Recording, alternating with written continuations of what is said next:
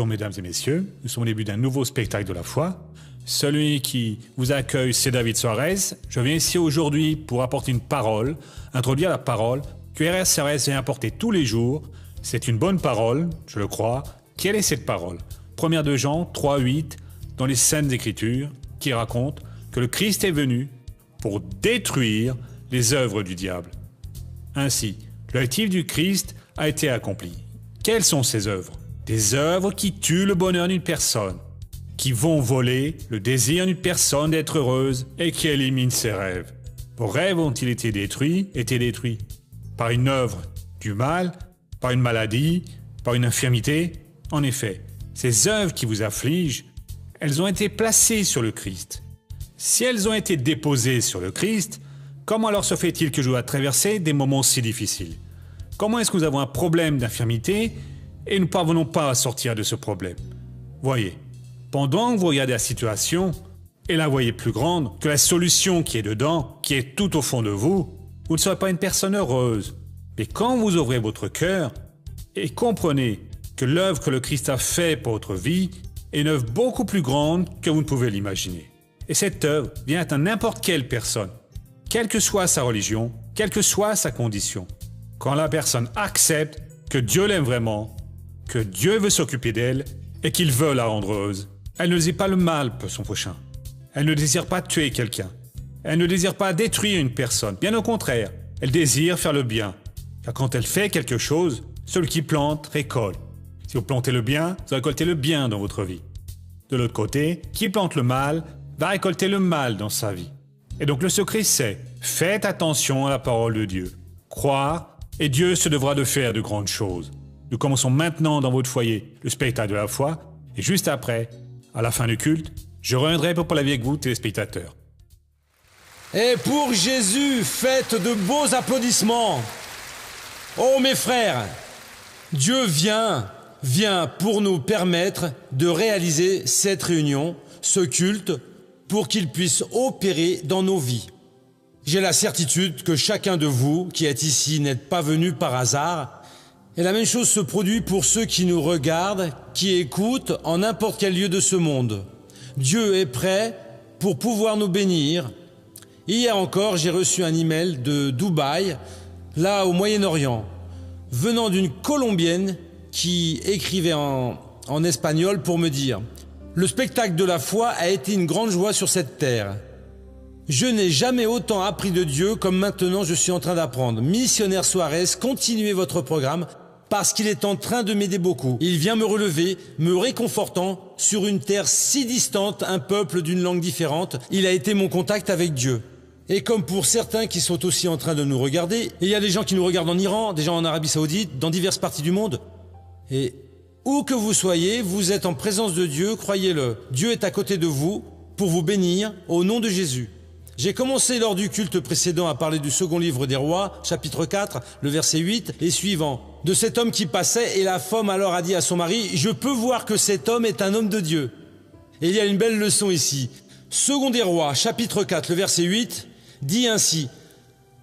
Un jour Élisée passait par Sunem, il y avait là une femme de haut rang qui le pressa d'accepter à manger.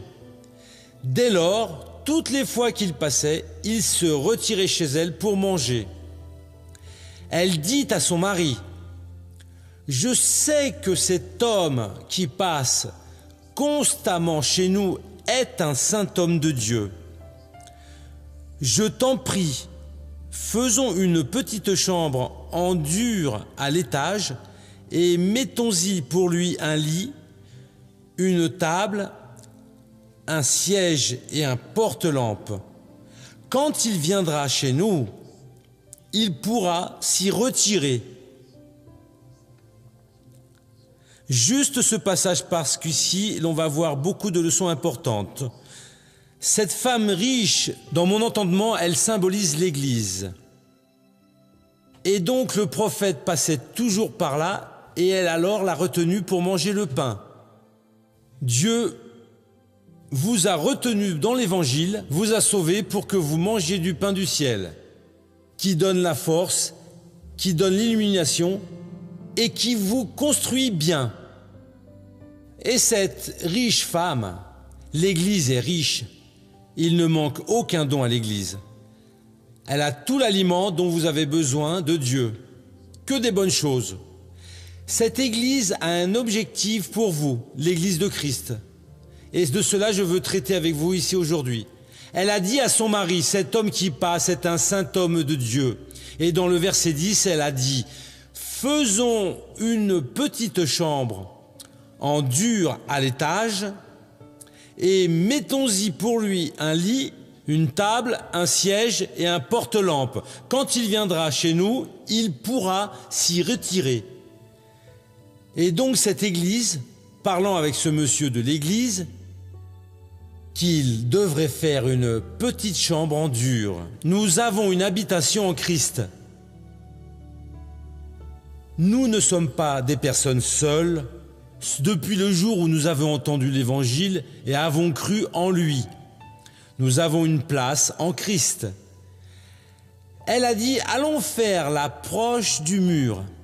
Mais quel est ce mur missionnaire? Zacharie chapitre 2, le verset 5 parle de ce mur. Zacharie, c'est l'avant-dernier livre de l'Ancien Testament. Si vous ouvrez Matthieu, vous revenez ici à Malachie, ensuite vient Zacharie. Je serai moi-même pour elle, déclaration du Seigneur. Pour l'Église, voyez, une muraille de feu tout autour, et je serai sa gloire au milieu d'elle. Des promesses phénoménales de notre Dieu. Ainsi, il a fait, il est ce mur de feu pour l'Église, et l'Église, parlant avec le Sauveur, a dit, on va faire une chambre pour lui, elle n'a pas besoin d'être grande, mais la petite pièce avec Dieu est plus grande que n'importe quelle demeure de ce monde. La foi n'a pas besoin d'être grande. Si elle est comme une petite graine de moutarde, elle transporte déjà une montagne. Vous n'avez pas besoin d'avoir une compréhension totale. Vous n'avez pas besoin de connaître toute la Sainte Écriture. Mais si vous avez le don de Dieu de la parole de la connaissance, de la parole de la sagesse, quand vous regardez la parole de Dieu alors qu'elle est grandie, et une simple parole vous fait comprendre ainsi pour écrire un livre, une encyclopédie, vous donne l'enseignement dont vous avez besoin. Et donc c'est de cela que ça parle. Nous allons faire pour cet homme de Dieu, pour le saint. Si vous n'êtes pas saint, si vous êtes un hypocrite qui est juste dans l'église pour tromper, juste pour sauver les apparences avec un autre objectif, il n'y a pas de maison pour vous. Elle a dit à son mari, l'église c'est la fiancée, le Christ est le mari et le fiancé. Nous allons faire une petite pièce pour lui parce que je vois bien que cet homme qui passe ici est un saint homme de Dieu. Mais missionnaire, qu'est-ce que je vais faire? Les tentations viennent. Elles m'attirent vraiment. Parlez de cela avec lui. Dieu, je ne veux pas de cela. Je ne veux pas que mon esprit soit un dépôt de saleté. Je ne veux pas que mes yeux voient ce qui ne vaut rien. Je ne veux pas que ces choses. Il y a même un moment où je faiblis, ça m'excite, j'aime ça. Mais c'est au moment de la tentation, je ne veux pas. Dieu ôte cela de moi. Et il a enseigné, libère-nous de la tentation, et il libère.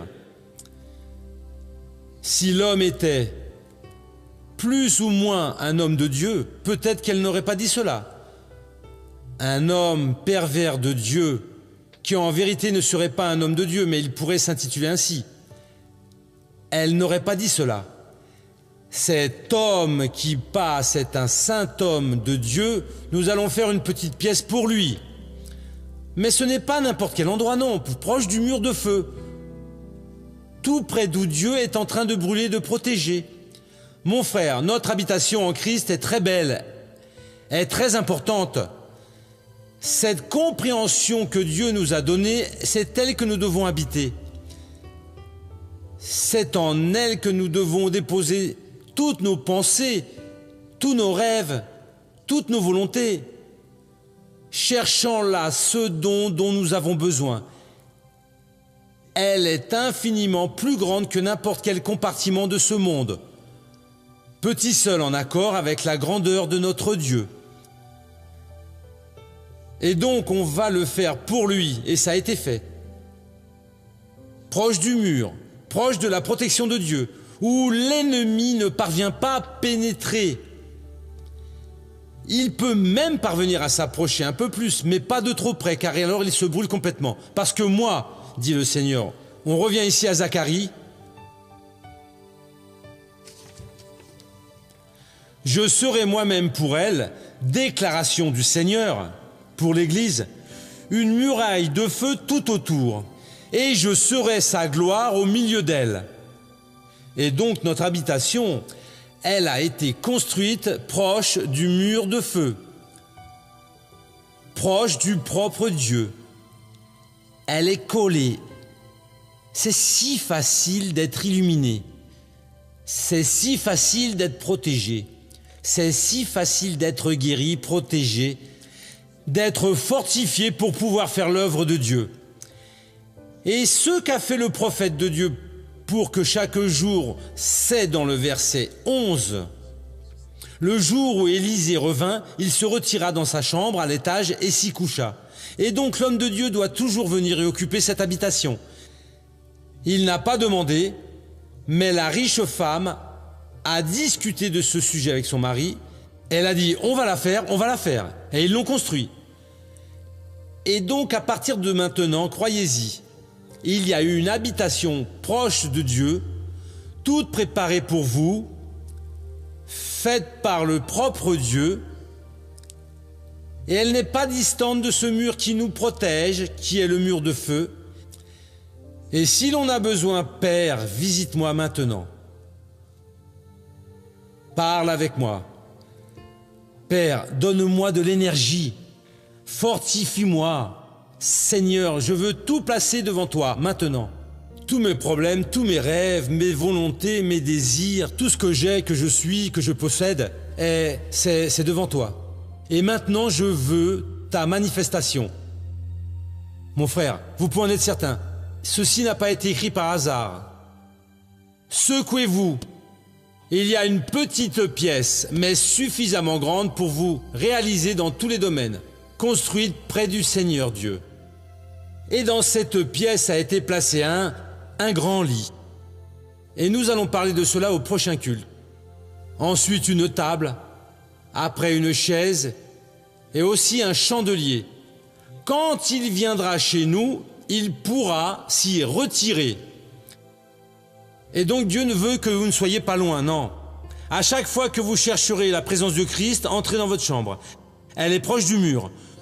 Reposez-vous, illuminez-vous pour faire des dessins, faites tout ce que vous avez besoin et soyez la bénédiction que Dieu a déterminé que vous soyez. Amen. Et vous serez cette bénédiction au nom de Jésus. Cette Sunamite représente l'Église. Son mari à elle, c'est notre Dieu, c'est le Seigneur Jésus. Et cette Église, je vais expliquer, elle est riche, il ne lui manque aucun don. De quoi vous avez besoin dans votre vie? Réalisation professionnelle, réalisation conjugale, familiale, la santé. Missionnaire, j'ai besoin de quelque chose. Tout est là dans cette chambre. Cette pièce est proche du mur de feu. Et Dieu est la gloire de cette Église qui est au milieu d'elle. Et au verset 8, ici l'on dit d'elle qu'elle a retenu pour manger le pain. Elle a insisté auprès de lui. Combien de fois Dieu a insisté avec vous? Combien de programmes vous avez suivis pour être ici aujourd'hui? Combien de fois vous avez pleuré et tourné le dos à Dieu? Mais il vous a retenu. Il a réussi à vous convaincre. Qui le pressa d'accepter à manger? C'est cela qu'il veut que vous fassiez avec l'Évangile, parce que le reste va se produire. Si vous mangez le pain du ciel, vous gagnez du muscle, vous gagnez la vue, vous gagnez en habileté, vous devenez une bénédiction. Vous vous êtes déjà demandé quelquefois quelle est la volonté de Dieu? Dieu parle. La 3e lettre de Jean, le verset 2. C'est tout à la fin de la Bible. Oh mon Dieu, oh missionnaire, quel est le message du Seigneur? La volonté du Seigneur, Dieu pour moi. Tout à la fin de la Bible, le 3e de Jean, le verset 2. Celle-là est une lettre de seulement 15 versets. Vous trouvez l'Apocalypse en premier, revenez d'une feuille, et là c'est déjà elle ici. Elle dit ainsi, « Bien-aimé, je souhaite que tu prospères à tout égard et que tu sois en bonne santé, tout comme ton âme prospère. Et donc Dieu a dit, en toute chose, il désire ou fait le vœu, espère que vous allez bien. Seconde chose, que vous ayez la santé. Dieu ne veut voir personne malade. Et ensuite, que tout aille bien pour vous, que votre âme soit une âme bénie. En faisant cela, vous serez toujours une personne pleine de bénédictions au nom du Seigneur Jésus. Nous avons tout pour être heureux. Il faut vous réveiller, Bérénice, relevez la tête et arrêtez de pleurer partout, tout le temps. D'accord, Stéphane? Allons prendre possession de la bénédiction.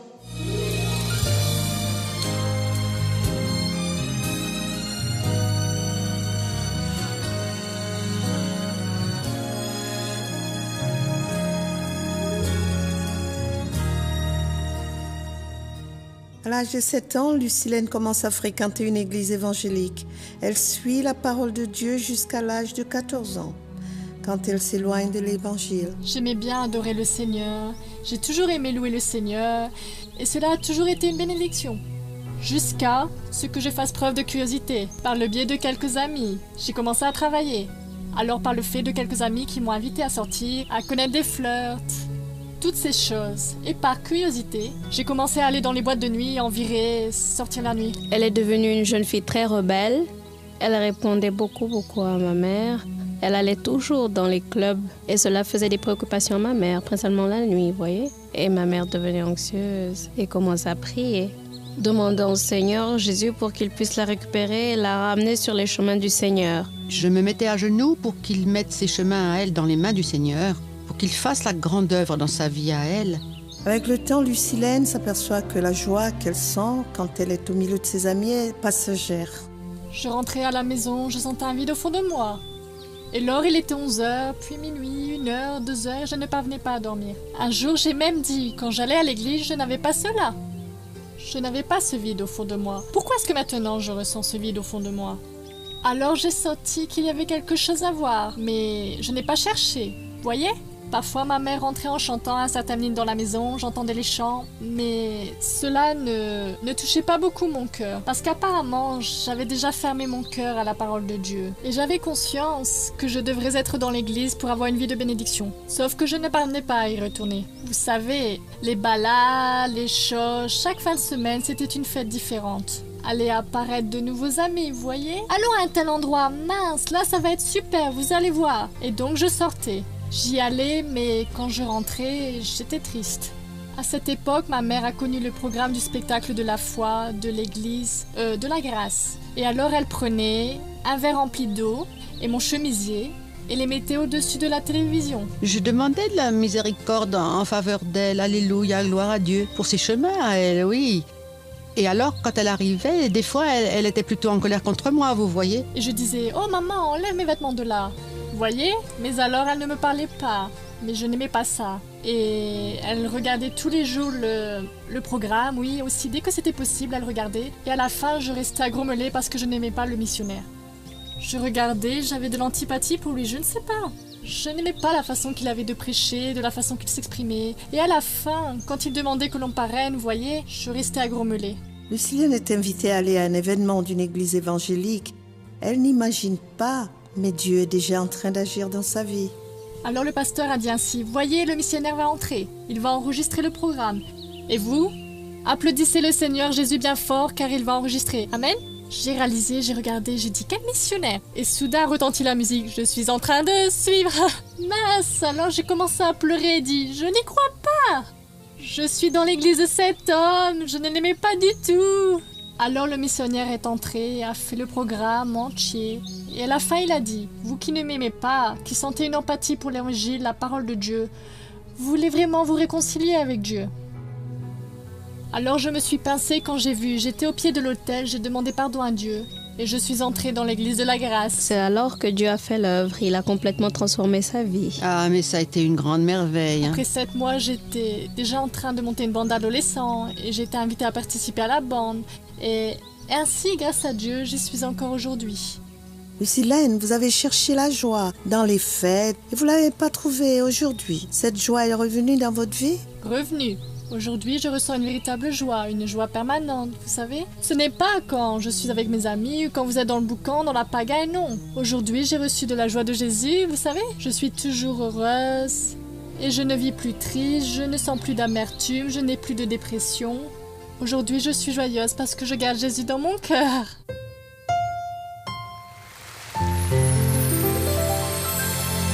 Et ça fait combien de temps que vous avez cessé cela? Cette chose que vous êtes ferme en Christ? Ça fait déjà 13 ans. Combien? 13 ans. 13.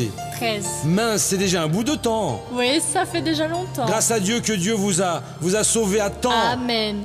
Amen. Laissez-moi parler avec la Grâce à mère. Dieu. Et donc, madame, c'est vous qui avez lutté, hein?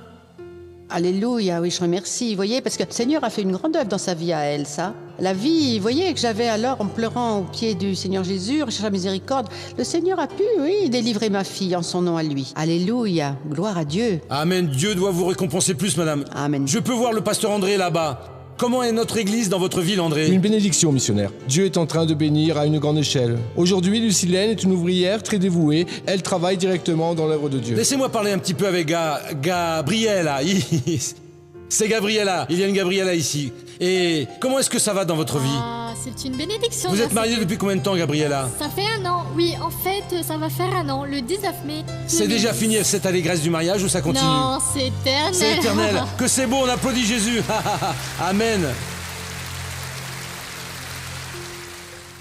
Il y en a qui pensent que ça finit. Les choses de Dieu ne finissent jamais.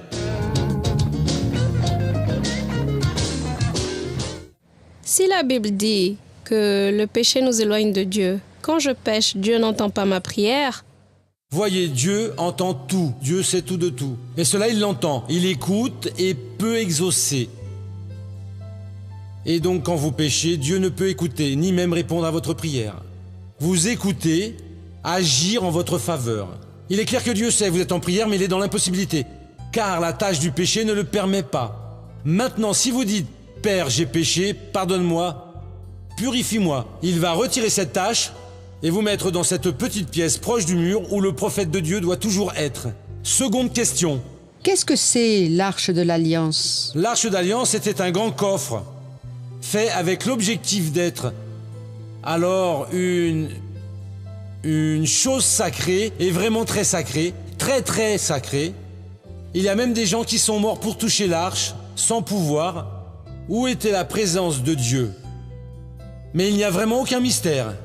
Elle symbolisait cette présence de Dieu parmi nous qui habite maintenant dans notre cœur. Laissez-moi faire une prière pour ceux qui sont à la maison, quel que soit le lieu à présent.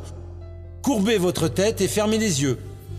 Mon Dieu, au nom de Jésus, je prie pour cette personne qui ne se sent pas bien au fond de son cœur.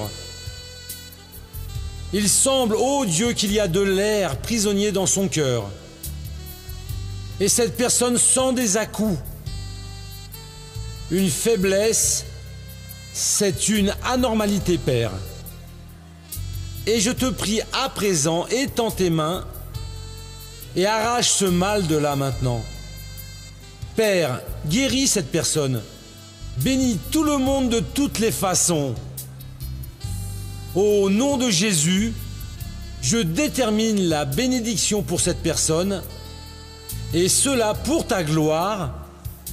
Au nom de Jésus, Amen. Nous allons rester debout, nous entrons maintenant en prière. Nous allons parler très clairement, vous avez une quelconque anormalité dans votre vie, est arrivé le moment de la résoudre. Il s'agit d'une pensée, une question de désir. C'est physique, c'est financier. Chers amis, Dieu est ici pour résoudre tous vos problèmes. Courbez la tête et fermez les yeux. Nous allons maintenant entrer dans cette pièce qui est proche du mur et qui a été faite pour vous. Père, donne la bénédiction à cette personne. Elle ne veut pas être anormale, Père. Elle ne veut pas de ce mal. Père, fais ton œuvre ici aujourd'hui. Nous sommes déjà de retour maintenant pour la fin de l'émission et je crois que vous êtes sortis différents du culte en ce jour d'aujourd'hui, car votre jour sera un jour meilleur. Pourquoi? Parce que vous avez appris que le Christ a fait une grande œuvre pour vous. même si vous n'en voulez pas, même si vous ne m'aimez pas, elle est faite. Le fait qu'une personne ne veut pas ou n'aime pas quelque chose ne va pas diminuer le pouvoir du Christ. À présent, pour que je puisse avoir des résultats dans ma vie, je dois accepter que Dieu a fait quelque chose et qu'il est concerné par moi. Et Dieu a fait et vient faire quelque chose pour beaucoup de gens. En ce jour, c'est quoi? Quelle chose est-ce? Il est en train de motiver des gens à croire dans sa provision à lui. Par exemple, il y a des gens, peut-être que c'est votre cas, qui sont heureux avec l'œuvre qu'ils peuvent voir, avec le travail qu'ils sont en train de sentir dans leur vie. Elles sentent que cette émission doit se maintenir à l'écran. Elles n'aimeraient pas que l'émission s'arrête un jour. Je demande, le spectateur de la foi vaut la peine pour vous? Je crois pour une grande majorité, oui. Si vous êtes une personne qui ressent le désir de maintenir cette émission à l'écran, vous êtes alors un appelé, par Dieu en vérité, pour devenir quelqu'un qui parraine. Qu'est-ce qu'une personne qui parraine? C'est une personne qui tous les mois va aider financièrement cette émission, une somme que Dieu place dans votre cœur. Si Dieu touche votre cœur avec quelque chose, vous appelez maintenant ce numéro-ci et allez parler à un de nos standardistes et dire tout ce que vous ressentez dans votre cœur. Voyez, j'aimerais bien contribuer. Vous allez maintenir cette émission à l'écran. Et alors, vous obtiendrez toutes les informations. Ne regardez pas vers le lendemain, regardez le présent. Dieu aujourd'hui vient ouvrir une grande porte pour vous. Et la porte qu'il ouvre, personne ne peut la fermer. Vous pouvez être certain de cela. Il commence une bonne œuvre, il vous fortifie, parce qu'il voit les conditions en vous pour que vous accomplissiez son mandat. C'est d'accord? Bon, nous arrivons encore à la fin d'une émission. Nous reviendrons toujours sur le même horaire, sur cette même chaîne. Que Dieu vous protège tous et à bientôt.